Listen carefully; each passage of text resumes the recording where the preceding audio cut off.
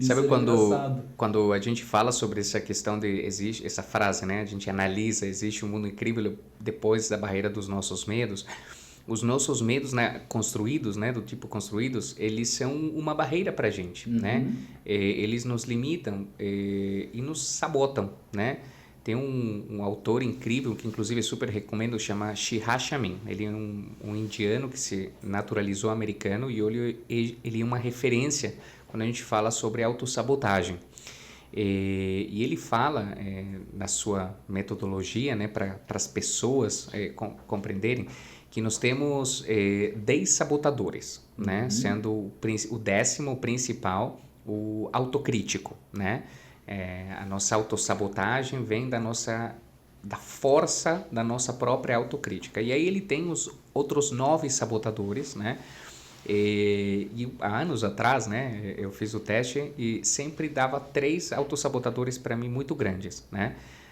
O controlador, o prestativo e o hiperrealizador, né? O nome já mostra muito, né? Eu com perfil Prestativo, viu, DJ? Presta atenção. e olha só que interessante, né? O Shiraz Chamin fala que o sabotador ele nasce com o objetivo de nos ajudar. Então você diz como uma pessoa prestativa pode gerar autossabotagem. E aí ele mostra, né? Um prestativo no seu excesso, ele vai se doar muito pelo outro em detrimento de si mesmo, né?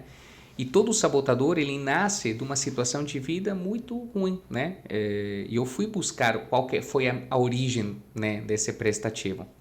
E eu venho de uma história de mãe solo, né, com 2 filhos, e eu precisei com 8 anos ser, como digo, né, o marido da minha mãe e pai do meu irmão. Então, eu digo que eu precisei amadurecer intensamente desde os 8 anos, né?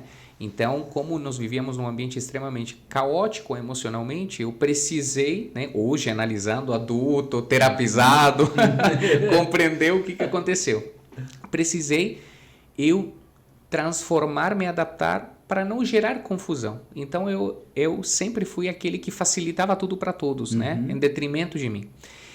Esse sabotador, ele nasce, né, o próprio Shiraz diz, com o intuito de você, né, sobreviver a essa situação. O problema é quando ele passa do limite aceitável, né, quando você dá tudo por todos, mas não faz por você.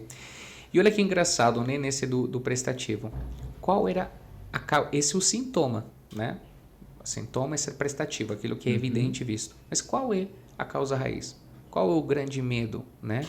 E eu descobri que o medo era de ser abandonado, De né? não ser aceito, né? De não ser aceito, né? De eu não conseguir sobreviver. Então, o medo, né? A causa raiz, o medo, fez com que...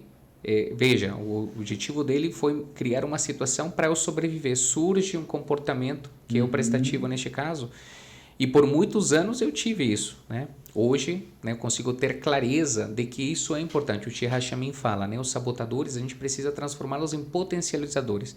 Como este comportamento que é presente, todos nós temos, né? Alguns mais, outros menos, mas em vez de te paralisar, em vez de te sabotar, ele começa a te potencializar. Então, os medos, eles estão presentes, só que eles entram no nosso inconsciente, né? Se a gente colocar, sabe aquela típica imagem do iceberg, né? Então tem a ponta é o consciente, aquilo que você vê, os sintomas, o que é aparente. Mas qual é a causa raiz? O que está embaixo é o inconsciente. Então os medos, a origem dos medos, da própria autossabotagem, está no campo do inconsciente, né? E é isso que a gente precisa, como eu gosto sempre de dizer, né? Trazer luz para o nosso inconsciente para partir dessa clareza, né? Por que eu sou tão, por exemplo, tão controlador em alguns momentos, hiperrealizador em outros, a gente usa a nomenclatura do Shiraz, né? A causa raiz está lá, né? Porque houve um momento da minha vida onde precisei, para sobreviver, assumir essa postura, cuja causa raiz é um medo. Qual medo? Quando eu dou luz para esse inconsciente, eu consigo trabalhar e transformar de algo que eventualmente me paralisa para algo que me ajude.